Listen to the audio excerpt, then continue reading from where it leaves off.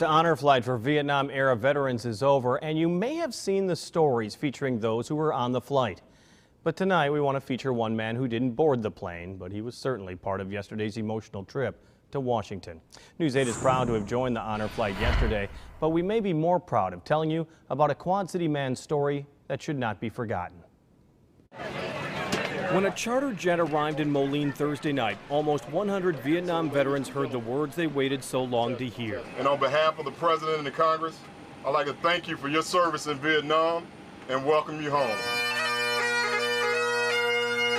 Just outside the plane, some 2,000 people waited to welcome these veterans back home. Thank you for doing all the hard work. But first off the plane was the spirit of a young Quad City man.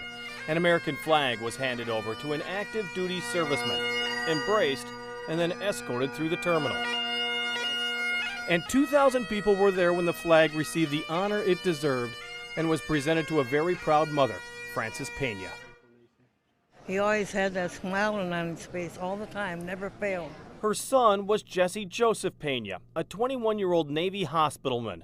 It was in 1970 when the family was stunned after being told Pena was killed in an ambush in the Quang Nam province in Vietnam. I was at a friend's house and It's still that hard, isn't it? Hey, just stand there for a second. In so many ways, it was an emotional day for all those who were on the honor flight. We want everybody to be in the picture. In Washington, outside the Lincoln Memorial, each of the veterans stood proudly, or sat in wheelchairs, united in the memories of a war that started 50 years ago. Hand salute. And on those steps, Jesse Joseph Pena found the comrades he never met. We were carrying a flag for Jesse Joseph Pena from Davenport, Iowa, and he was KIA. But on this day, fallen Navy hospitalman Jesse Pena did come home. His flag laid before the panel where his name is inscribed. It's the first time the honor flight has done that for a person who served in Vietnam. It's a big deal. And what's an even bigger deal, 9 hours later when the flag was given to the Pena family, giving them a chance to remember the oldest of 10 children who will never be forgotten. He was a great person. Everybody loved him. Biggest smile on his face. Jesse Pena wasn't in Vietnam long. His tour started in October of 1969.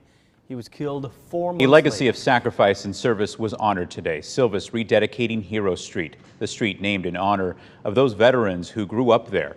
News 8's Jenna Webster joins us live from the monument, sharing why those veterans' family members say it's a history that needs to be remembered. Hey, Jenna. Hey, John. Yeah, there's definitely plenty of history here and a lot of Mexican-American pride from those who grew up what was then called 2nd Street. More than 100 people on this 1.5 blocks served in the military, so in 1967, it was renamed Hero Street in their honors.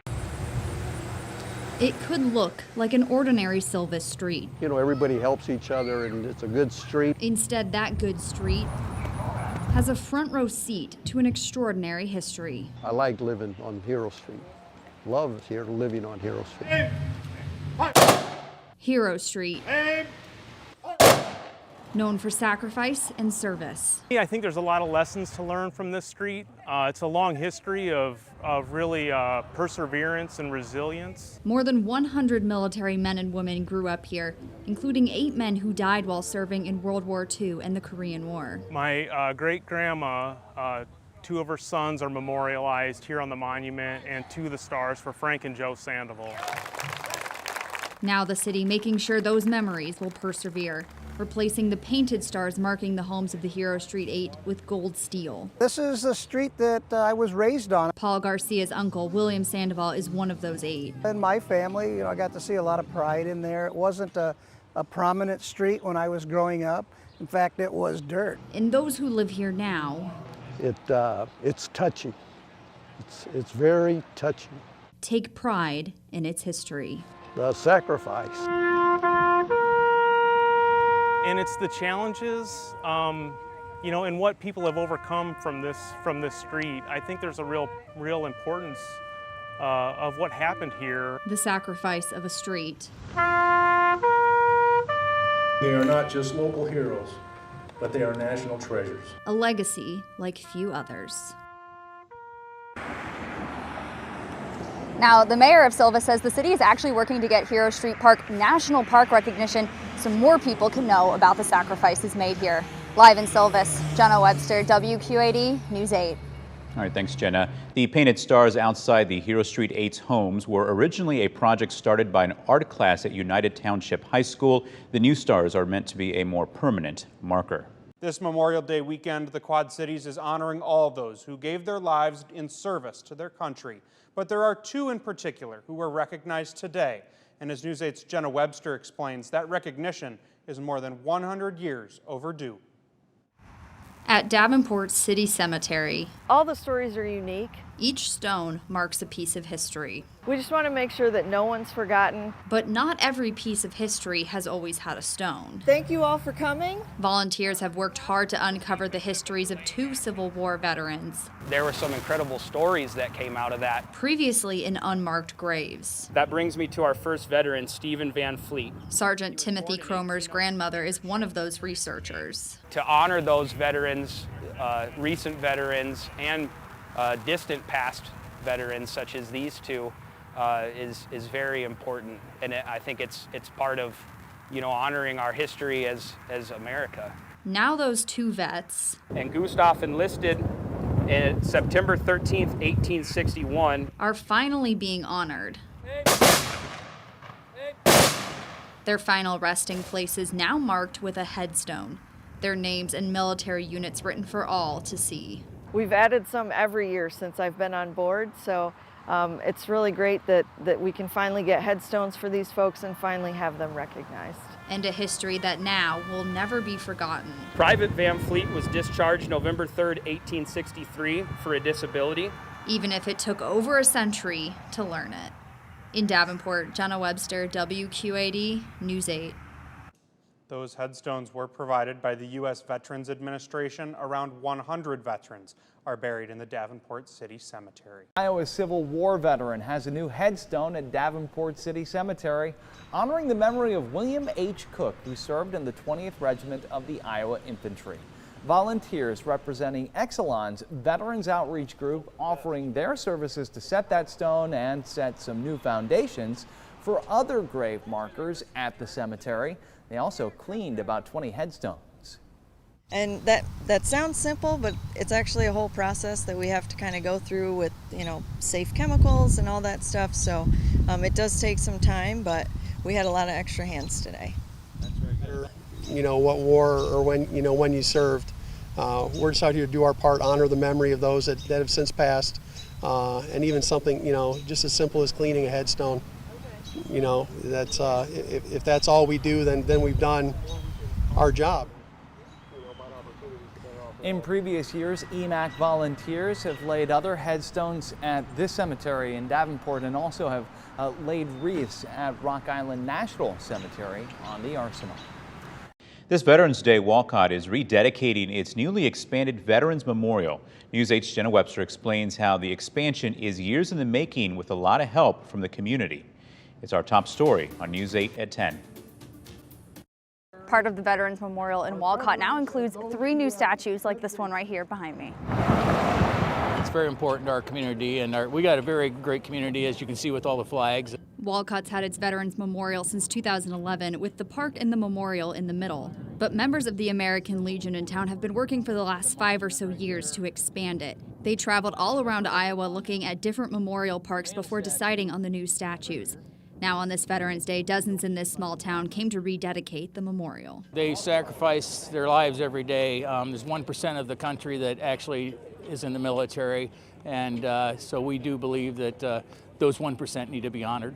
The project cost around $35,000, raised from donations and community fundraisers. In Walcott, Jenna Webster, WQAD News 8.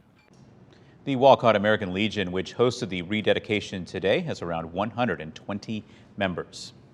Knox College is paying tribute to veterans with a new interactive exhibit on campus. The 99 Lives Gold Star Memorial is supported by an online database that contains nearly 6 years of research on Knox College veterans. The information that's available includes things like where the veterans served and how they died, as well as their hometowns and family history. This database includes the information of more than 100 veterans, and more will be added as the research continues. In 2018, this research, refreshing the memory for the Knox College Gold Stars to include Korea and Vietnam, resulted in an exhibit held in this building. We now approach a new phase, restarted by Beverly Homes digitizing. A website also details everything you can learn in person, bringing the information to anyone who may want to learn a little bit more about the Knox College history and the veterans that have served. For more than 100 years, the Civil War veterans' remains were unidentified in the Seattle area. And as News 8's Josh Lamberty now shows us, with the help of a national nonprofit, those remains were identified and recently returned home to Sebula. It's new tonight on News 8 at 10. History rests along the banks of the Mississippi River in Sebula. Greetings, everyone. That's Pastor Barbara Hayden. Let's pray. Who's adding to the history of this sacred ground. It's an honor to touch the past. Pastor Barbara has done burials of veterans before. Sorry. But she's never done one. I'm touched by it all. Like this. This gentleman did a lot for Sebula. That gentleman is Corporal George Heberling, who died in 1911. This is quite a moment that we get to honor one of our Civil War veterans. This kind of stuff doesn't happen hardly ever. Don Wentworth works with the Jackson County Historical Society. I know he was a state legislator, and he was a mayor here in Sebula, and very highly regarded. It was 110 years ago when George Heberling went to Seattle and never came back. There was nobody that claimed his remains, and they were put on a shelf, and they've been on a shelf in Washington State ever since. But no longer. George's remains are now back in Sebula. He's home now. Yep. His wife and some of his children are buried here. I would like to think that he's happier now than he has been for the last 110 years because he is home. George Heberling did all of these things. A lifelong servant. And yet most of us do not know the name. Home at last, and now at peace, back in Sebula. Josh Lamberty, WQAD News 8. The remains were recovered by the Missing in America project. George also worked as a lawyer in town and was later appointed to be a U.S. Marshal in the Northern District of Iowa. Honoring an American hero they didn't even know. Hundreds in the Quad Cities coming out for a Marine's funeral. There were no known friends or family who could make it. News 8's Jonathan Fong shows us why so many paid their respects to Private First Class David Yoder. It's first tonight at 10.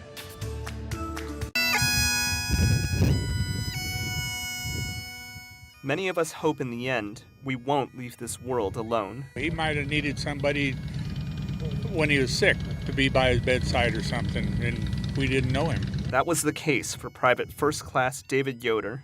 It breaks my heart that the family could not, or they decided that they didn't want the veteran anymore. He served in the U.S. Marine Corps in the 70s and passed away in February. The Rock Island National Cemetery reaching out through social media for people to attend. We put it out on Facebook with the help of the Arsenal, and it just spread like wildfire. Its Facebook post shared thousands of times. We were in for a lot of support from the community, and we appreciate it.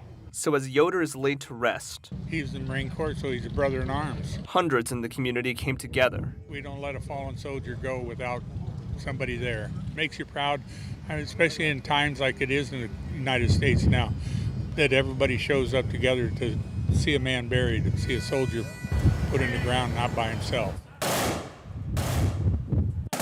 The funeral director, a 20-year Army veteran. It's an honor for me and a privilege for me to take my brother to their last ride. Bringing Yoder all the way from Madison, Wisconsin. I have a program called Bring Home Our Battle Buddies. We pick them up wherever they are, I prepare them, and I organize to make sure that they're brought to a national cemetery. The outpouring of support. I almost shed a tear just seeing it. Breathtaking. It shows the kindness of the human spirit that so many people showed up that never knew him. So, in a sense, his family was here in the military. So even though no one here today knows PFC Yoder, it was an extreme showing of love and service and thanks. Or knows what he looks like. If he could see it right now, he would be an honor. Today, they honor him, an American hero. On the Arsenal, Jonathan Fong, WQAD News 8. And PFC Yoder served in the Marine Corps for 3 years. He was 63 years old. This Memorial Day, the Rock Island National Cemetery is honoring those who made the ultimate sacrifice to protect our freedom. We take you to their ceremony and tell you about a benefit for eligible servicemen and women who have died that few take advantage of. It's a day to pay our respects and honor those who made the ultimate sacrifice, protecting the freedom we cherish. If we don't learn our history, we're doomed to repeat it. Army veteran Benjamin Enlow was the keynote speaker for the Rock Island National Cemetery's Memorial Day ceremony. Of the United States of America. He served twice in Iraq between 2005 and 2009. With liberty and justice for all. This day began with the same routines one becomes used to working in a theater of combat. Ben recalled the story of 2 soldiers in his unit that died in the line of duty. Sergeant Nathan Field and Specialist Robert Johnson, 2 soldiers that deployed with me, would not be coming home. Today also provides a time to think about the Gold Star families who lost a branch on their family tree. The cost of war is immeasurable, and we can never repay the families who lost their loved ones to the horrors of war. The Department of Veteran Affairs offers free burial services in a national cemetery for eligible servicemen and women who have died. Of the 582,000 U.S. veterans who passed away in 2022, only 22% of them were buried in a national, state, or tribal veteran cemetery. It's extremely important that we continue to remember the sacrifices that those that have come before us have made so that we are able to enjoy the freedom that we have today. If a veteran is buried in a private cemetery anywhere in the world, the Department of Veteran Affairs provides a headstone or marker. This morning, the city of Silvis celebrated Hero Street's Fallen 8 and honored other veterans as part of its Memorial Day celebration. Tonight, News 8's Cesar Sanchez gives us a look at the ceremony and what the street's history means to one veteran. The Silvis community gathers to celebrate those who served. These young men answered the call to duty, spanning 2 wars, and the record of their service is remarkable. 8 Latino men who once lived on this street served in World War II and Korea. It's individuals like those of Hero Street who bring honor to our military through their service and sacrifice. Those heroes becoming an inspiration to many. That was me when I was a little boy. Including Vietnam veteran Andy Ortiz. I got drafted. That was enough. His family. Grandpa lived right there in that house over there. A part of this story. He built most of that house himself. With his service, he's adding on to the legacy. Some of these families have over 5 veterans and 5 men that served. We also have 2 women from the street that served over 20 years. A legacy recognized by our neighbors to the south. We need to shed light on these histories, and the stories of the families that live here. Honoring those who sacrificed. I'm very proud of this street, especially the people from the street. Whenever anybody was in need, they were there to help. A salute to all the men and women that serve. In Silvis, Cesar Sanchez, WQAD News 8. And Silvis will continue recognizing Memorial Day this weekend with another ceremony on Saturday. Twice a year before Memorial and Labor Day, the Rock Island National Cemetery takes on the task of cleaning thousands and thousands of headstones. Tonight, Jenna Webster shows us why it's not just about honoring their memories. Here lies history. 97. At Rock Island's National Cemetery. Looks like 1974. So if these gravestones are meant to honor history and sacrifice, then it only seems honorable to clean the stains left behind by the passing of time. Just dirt and whatnot. Tony Nelson is a man of few words. Oh yeah, definitely. He lets his work do the talking instead. All right, slide that forward. He's never served among their ranks, but twice a year, his team is in charge of restoring their history. On our way through, we'll do the front side, and then when we start heading back, we'll hit the back side of it. cleaning the touch of nature from close to 30,000 veteran gravestones. We wash it 500 psi on all the stones. The older stones, old section here, Confederate, we'll wash it 200 psi. After 2 to 3 weeks, the stones will be a nice white. It takes up a few days for sure. Matt Tomes is the cemetery's director. Over time, they'll start to turn black or moldy, and that's not acceptable, and that's not respectable. That's not a good way to honor these guys. But honor and respect aren't the only reasons to clean. Good. Nelson's team is graded on their work too, both locally and every 5 years by the National Cemetery Administration. Us working here, we can see a dirty headstone and we're like, oh man, we got to get that clean, or we can see some that are out of whack. Hours spent cleaning what time has stained. I'm sure there's some stories out here, for sure. Preserving memories one grave at a time. I'm sure they're appreciative of it. On the Arsenal, Jenna Webster, WQAD News 8. And the Rock Island National Cemetery is due for its next National Cemetery Administration between the fall of 2025 and 2026. After 3 years of work, St. Ambrose is now wrapping up a new Veterans Legacy project. Yeah, Jenna Webster explains how it's not only memorializing veterans at the Rock Island National Cemetery, but also keeping their stories alive by passing them down to students. CLDINF, what does that stand for? A tour of the Rock Island National Cemetery only scrapes the surface of its history. When you got here to Rock Island, from Harvey Abel, a slave in the Civil War's Union Army, Mr. Michael Giovanzio, to a Silvis Hero Street man who went down with the USS Arizona at Pearl Harbor. This is the World War II symbol. Now a new project is helping keep their stories alive. We did their years of service, their branch of service. It's like a sports trading card, but for veterans at the Rock Island National Cemetery. Small piece of their biography. 300 different histories, all compiled over the last 3 years by researchers at St. Ambrose, like Natalie Woodhurst. Talking with those family members and hearing those stories directly from them was definitely one of the highlights, and some of the stories are just so amazing. General Rodman, before he came here, he was in the Munitions Command. This is Rodman's card.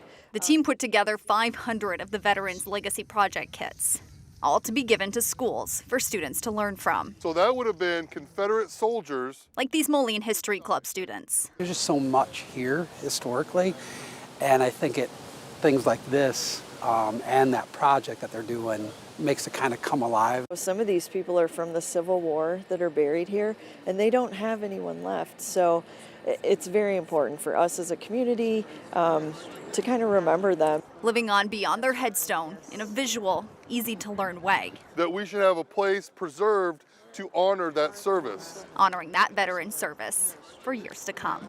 On the Arsenal, Jenna Webster, WQAD News 8. An incredible project there. The cards also have a QR code that links back to a website St. Ambrose made for each individual veteran, where students can read more about their stories.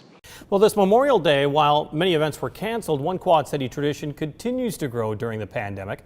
News 8's Marissa Sulik shows us why this holiday weekend the flags you may see along the road are actually making history.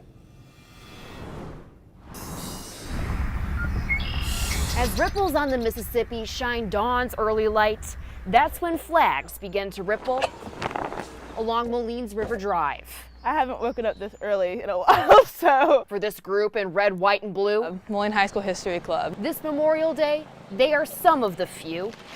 In partnership with the Moline Optimist Breakfast Club Avenue of the Flags program. It's nice, even in an isolated way, to come together and serve your community. To be able to drive down River Drive or walk down Ben Butterworth Parkway and see 100 flags. It's a beautiful sight. It really is. 4 years ago, the Optimist Club started with 0 flags. This year, more than 1,000 stretched from Rock Island up to Hampton. First of all, I think it's really majestic. There's like these white marks for us to put them at, and we just put flags all around River Drive. The Optimist Club has put 3 by 5 foot flags in front yards of those who donate. And while these Star-Spangled Banners stand strong 5 holidays of the year, this Memorial Day rings different. If we're here to memorialize people's lives and there's such an enormous loss of life, yeah, I think we do have to, take some extra time and think about, all the people that have passed. We may not be able to gather and honor those who sacrificed their lives for our freedom. And especially during times like this, it kind of does like show like unity, like that we can all come together yet like socially distance apart and just put up flags. But these young historians know no matter the current situation, these flags will always line up here from dawn to dusk for this one day. In Moline, Marissa Sulek, WQAD News 8. Money from the flag donations go back to youth programs in the Quad Cities. 50 years overdue, recognition for the hard work and determination of a local Vietnam veteran. Private First Class Wayne Derry was killed in action back in 1968. As News 8's Jillian Mahan shows us, 53 years later, his widow and daughter are being given something very special.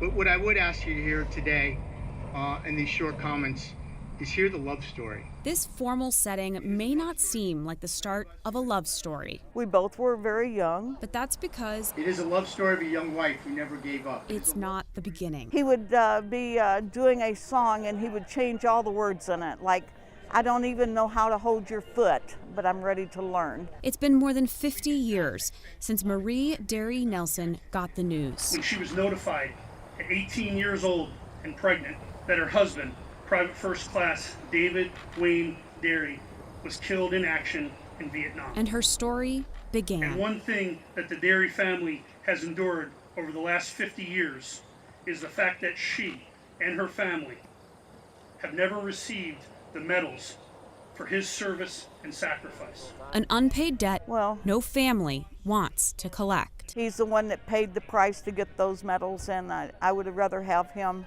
here than have these medals. We will now present Miss Marie Derry Nelson and her family the Bronze Star Medal, the Purple Heart, and the Combat Infantryman's Badge. And while this is the ending Marie fought for, I don't know that I've been owed him. He absolutely deserved them. He gave the ultimate. Wayne Derry's story is far from over. He might be gone, but he continues on through his daughter, his grandchildren, and his great-grandchildren. In Milan, Jillian Mahan, WQAD News 8.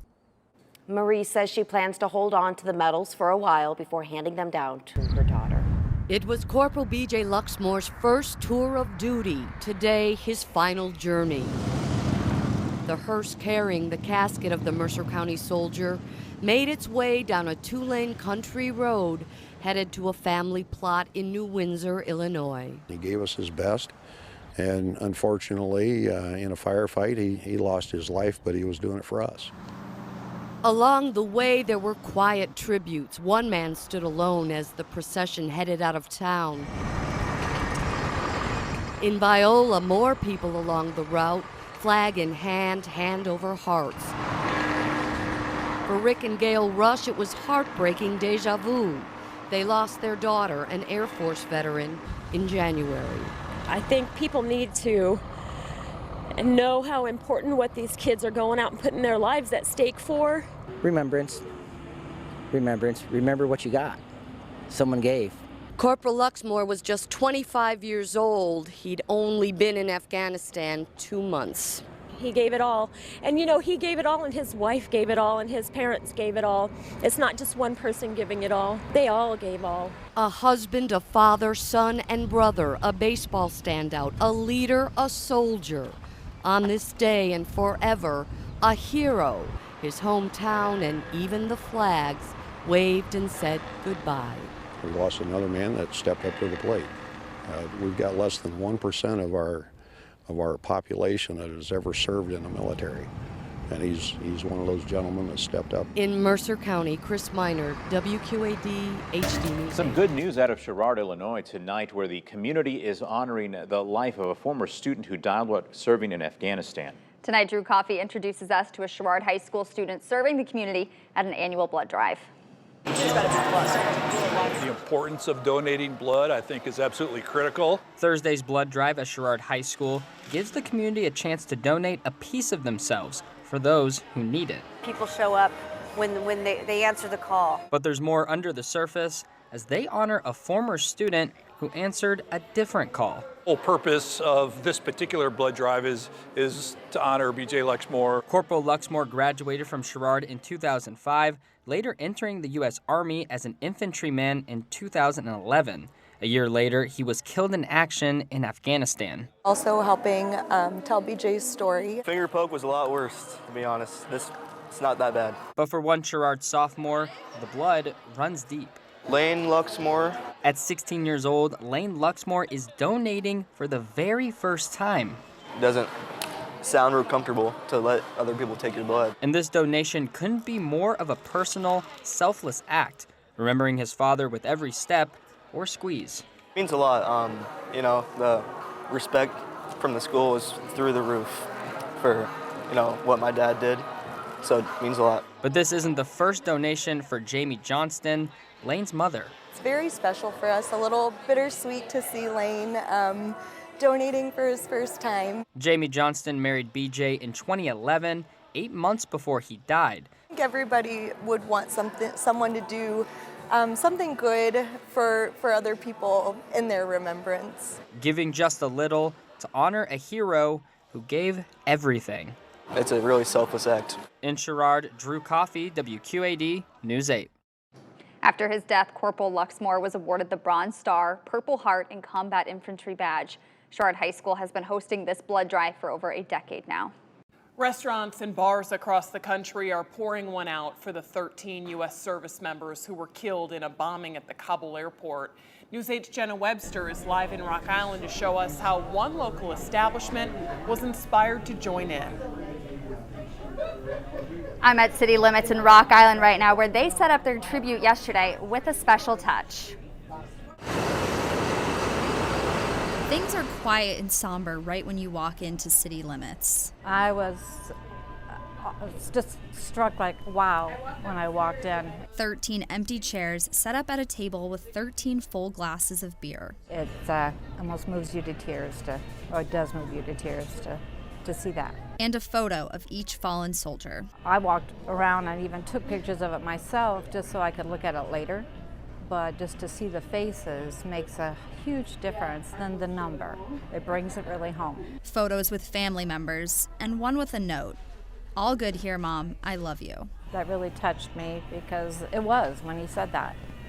It was fine. Just a week ago, it was fine. It's more about having it here where people can honor the young men and women. Manager Julie Perez says she didn't want these Marines to be forgotten. The sacrifice, the ultimate sacrifice. For her, it's personal. My son is newly in the Army. He's away, and it kind of hit home for me like, gosh, this could be my child deployed over there. All young men and women, some not even old enough to drink. They were babies, but I figured, you know, these kids served. They can have a beer, and it's kind of like a memorial, like this one's for you, and thank you for your service. Perez says the tribute will remain up through the weekend of September 11th, and new beers will be poured, so these ones that are sitting here right now don't get stale. Live in Rock Island, Jenna Webster, WQAD News 8.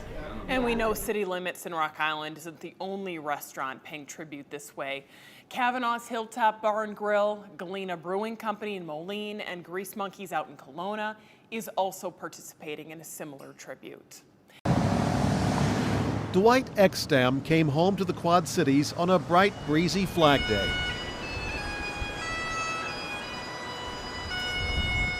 A fitting tribute to the fallen Marine.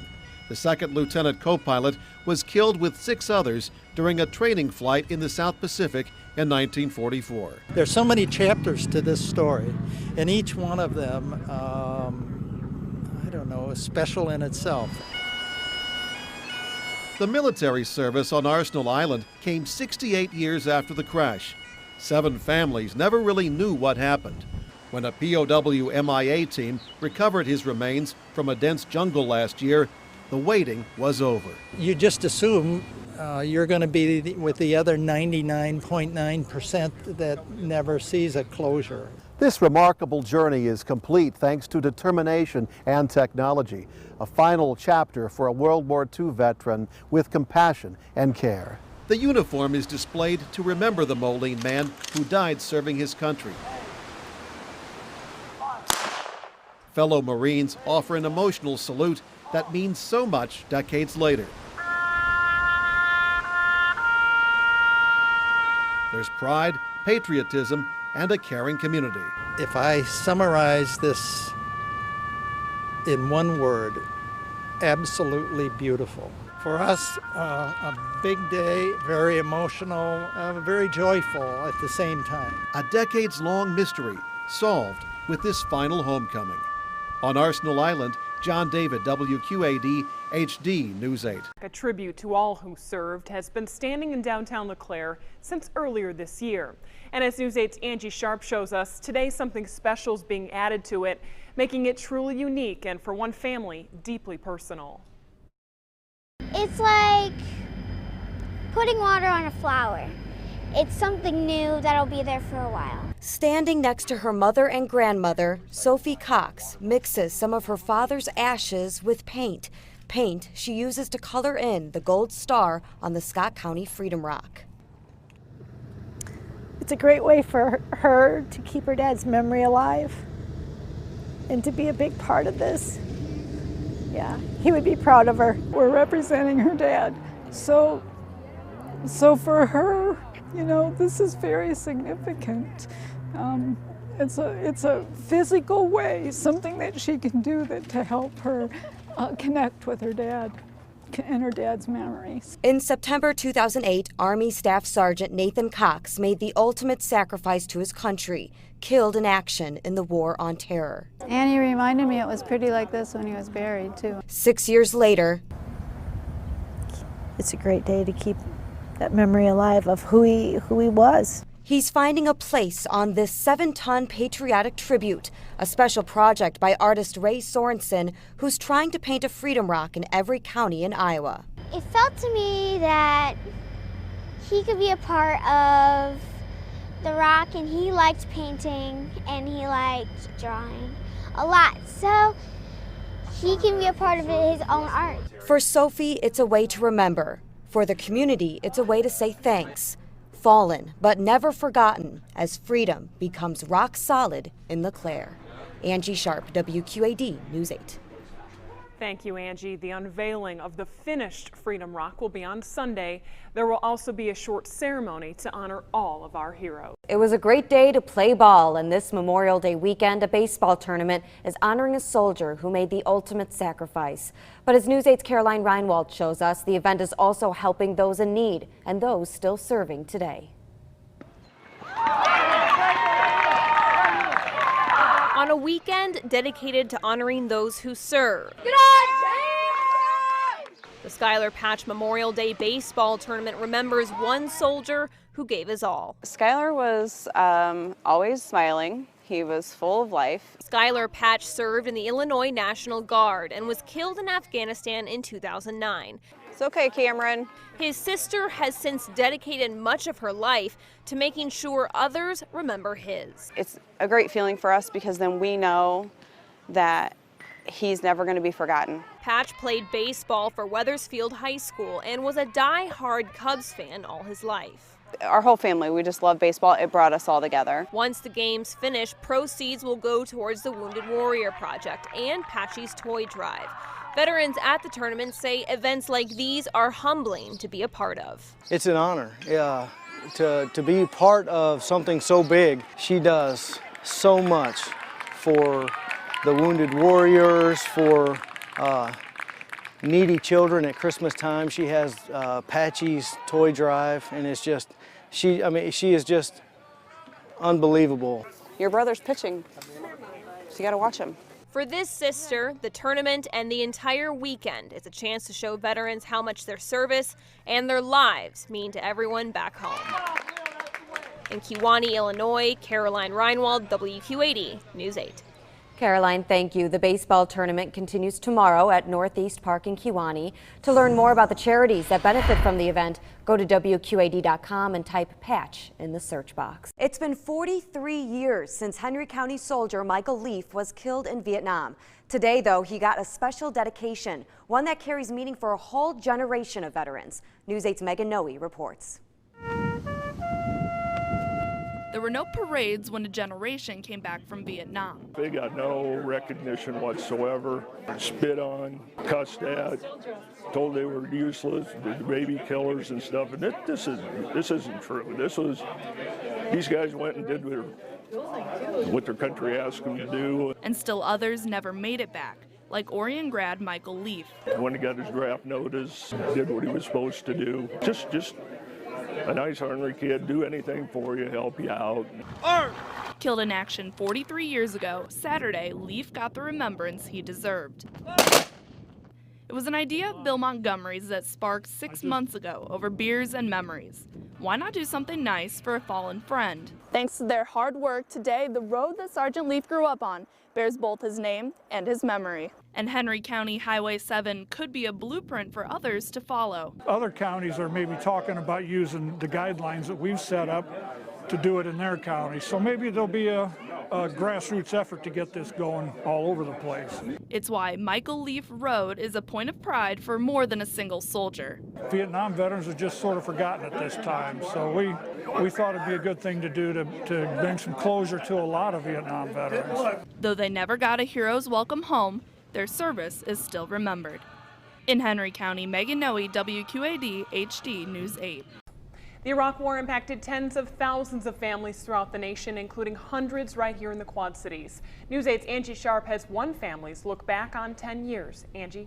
Denise, the war wounded more than 32,000 of our servicemen and women and took the lives of 4,488. One of them was 20-year-old Corporal Jason Pouch, a man who, if he wasn't then, he certainly is now, an inspiration for us to never forget those who serve our country. The 10-year mark of the Iraq War comes just 3 weeks before Terry Johnson will observe her son's death. 20-year-old Corporal Jason Pouch was killed in action on April 10th, 2009. Certainly when it's quiet, I think about him all the time, every day. But I think he would be more proud of us that we focus on the mission. Since that day, Terry has turned her grief into giving back, creating the nonprofit organization Jason's Box, which gives the community opportunities to put together care packages for troops deployed overseas. I was given a chest, an heirloom chest, as a gift, and that was the inspiration for me to start Jason's Box. Inside the box, mementos of Jason. And here are some things that Jason wore, Wilson Wildcats when he was in track. Plus letters and other items sent to Terry nearly 4 years ago. And this one was custom made for Jason and our family. But was the Iraq War worth it? It's a question many have tried to answer since the war's end, but Terry says she won't. If they did not go to war, we could have worse problems here. Instead, she says it's disappointing that the wars have gone on this long. And we're going to pay a price for that. We are paying a price for that, a steep price in more ways than one. However, Terry's pain is also her strength to keep the mission in mind and support our soldiers the way they support us, whether it was in the last 100 years, 10 years, or today. Care packages from Jason's Box are usually customized to each and every soldier with the items they miss the most from home. Terry says she's sent everything from shower heads to pillows to socks to running shoes. Denise? Thank you, Angie. Jason's Box is now expanding its mission to develop services to help our soldiers when they come home. More information about it can be found on our website, WQAD.com. It's been 15 years since senior airman Daniel Miller Jr. was killed in Iraq. Today, the Galesburg native was remembered for his heroism in a public way. News 8's Cesar Sanchez has more on how the community is keeping his legacy alive. It's new tonight at 5.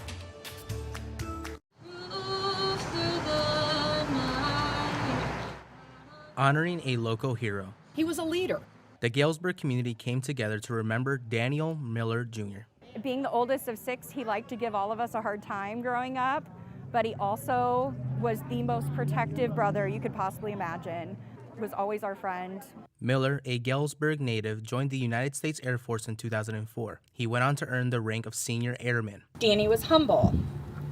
He often downplayed his own accomplishments. In January of 2007, Miller was killed in action after attempting to defuse a car bomb. It just felt like the absolute worst thing that could possibly happen had happened.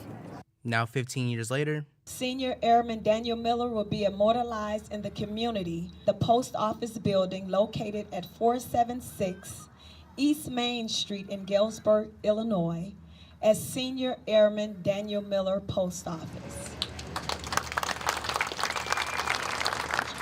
the feeling of losing Miller may never go away. Time doesn't heal wounds, it just teaches you, I guess, it teaches you how to live with that grief. But his story will be passed down for years to come. He isn't just a casualty of war or a name on a building. In life, he was a person to be admired, and in death, he is an example to be remembered. In Galesburg, Cesar Sanchez, WQAD News 8. Congresswoman Sherry Bustos introduced legislation to rename the post office in Miller's honor back in 2020. It was signed into law in January of 2021. After 70 years of stories, I was always told that Uncle Louis went down over water. And 70 years of wondering. The uncertainty for his siblings as to where he was exactly always altered who they were. I never questioned that. It was so deep with them. Answers arrived for the family of First Lieutenant Louis Longman. Longman was a 26-year-old fighter pilot for the United States Army Air Corps, flying a Lockheed P-38 fighter, a man of many medals. But his 89th mission would be his last. His plane was struck by severe weather in New Guinea. That day was April 16, 1944. But in 2007, remains of Louis were found, and by 2011, it was confirmed. When they had discovered his remains, it was like, this was unbelievable. And Saturday, April 12th, Louis was laid to rest at the Rock Island Arsenal National Cemetery. His family, from all over the country, shared tales their parents told them about their uncle. And they would play, according to the book, they would play chicken with each other in jeeps, typical fighter pilot stuff. And the happiness the day brought was evident. I don't know how you put that into words. But most importantly, it's been wonderful to know that our country really and truly does believe what they say. We don't leave a man behind. Yeah. Gone, but never forgotten. Shane Simmons, WQAD, News 8. We started cleaning and actually replacing the military stones that needed to be taken care of. Put a fence, of course, around the whole lot that it never had before. Cleaned the monument. The bronze plaques were also restored. Added flag holders for all of the headstones.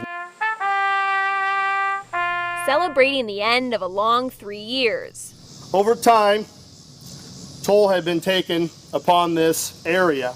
Mike Bloomer and his son look back on how much work it took to restore the Soldiers Civil War lot at Aspen Grove Cemetery in Burlington. Each stone, I think, took about a half hour. All of my work that went into this was truly voluntary. I'm estimating anywhere from 800 to 1,000 hours over the 3-year period of time. 97 refinished headstones later, the before and after images show how far they've come. As a history fanatic with a soft spot for the Civil War era, this cemetery holds a special place in Mike's heart. It was actually set up for indigent soldiers, those that didn't have the money. The families didn't have the money to spend to bury them, and they did not want them located in what we call a potter's field. Oh, it's gorgeous. For Celia Crawford, my ancestor was Samuel Finley. Seeing her relative's gravesite restored hits a personal note as well. Oh, I thought that was fantastic. I had no idea it was going to be that much. But all the people and the hard work of Mr. Bloomer is unbelievable. For his meritorious service in restoring Soldiers' Lot. Now, 121 years after its first dedication, a second ceremony honors those who have fallen and the ones who will never forget. And that's why we are here today. Caroline Reinwald, WQAD News 8.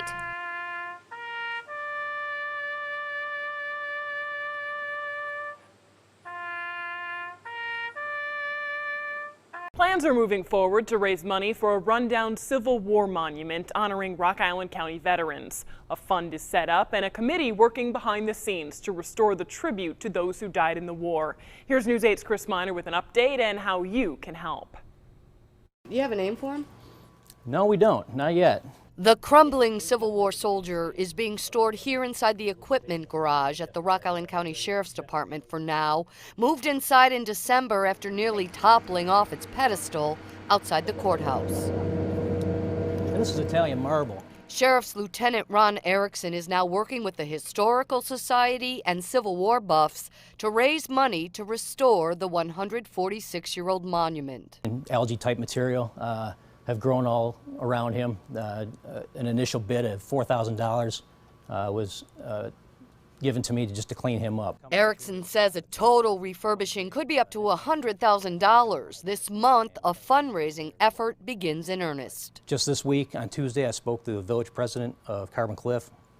He and the village board has donated $5,000 to this program and this project. The 1,300-pound soldier honors 450 veterans from Rock Island County who served in the Civil War. Love to challenge all municipalities, anybody that we can, to step up and help represent this great piece of history. The monument, created by Chicago sculptor Leonard Volk, notable for making one of only 2 life masks of Abe Lincoln and a cast of Lincoln's hands used to help create the Lincoln Memorial. Erickson and company are talking up the project to bring the statue back to life. My motivation is to give back to the community, to preserve the memories of the people who fought in the Civil War, and to try to restore him, and so generations beyond us can enjoy this. In Rock Island, Chris Miner, WQAD News 8.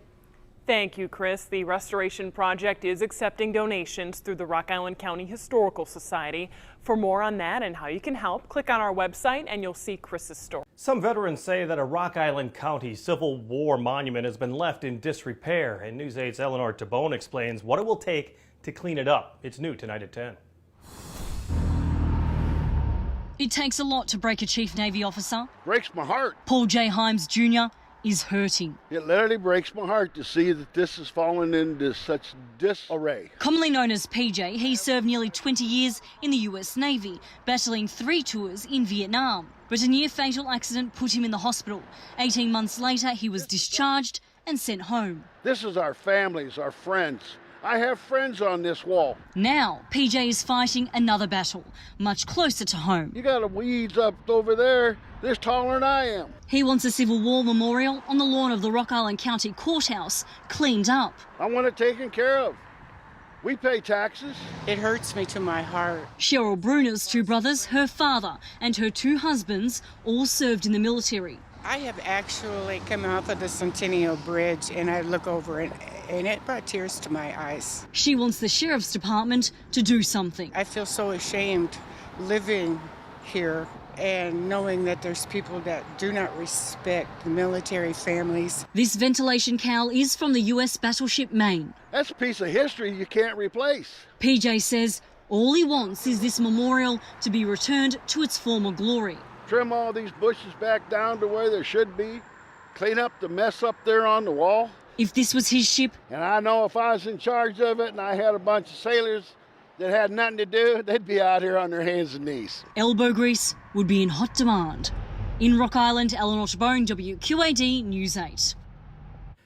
And Eleanor says the Sheriff's Department told her that they can't touch the memorial because it is on Rock Island County Courthouse property, which is in the middle of litigation. Today, the Quad Cities honored a group of black soldiers who served at the Rock Island Arsenal during the Civil War. Drew Coffey shares their legacy that continues to this day. It's new tonight on News 8 at 6. Private Horace Dunscombe. Wednesday was Juneteenth. Private Nathan Shirley. A day of remembering at the Rock Island Arsenal. And whether you're a family descendant, a fellow soldier, or a local paying your respects. A lot of our stories, a lot of our heritage, a lot of things have been like glazed over. That story is of the 108th Regiment, a group of black men that served as guards during the American Civil War. After being located in Kentucky, they came to Rock Island to serve as guards at the prison barracks. While there, 54 men died. We know that most of these men were slaves. They were freed only when they enlisted. Shelley Morguy is a descendant of one of the men, and while the ceremony honors the story, she says people need to look further. It's up to you to want to know more, to open up the books, Google. That's how I found out a lot of my information. In order, before you go anywhere in life, you got to know where you came from. You have to know whether it's good or bad as far as the history is concerned. You have to reflect on that. That they were taken away from their families, but yet still served. They served their country, and they served it being able to become free. And now that's history in itself.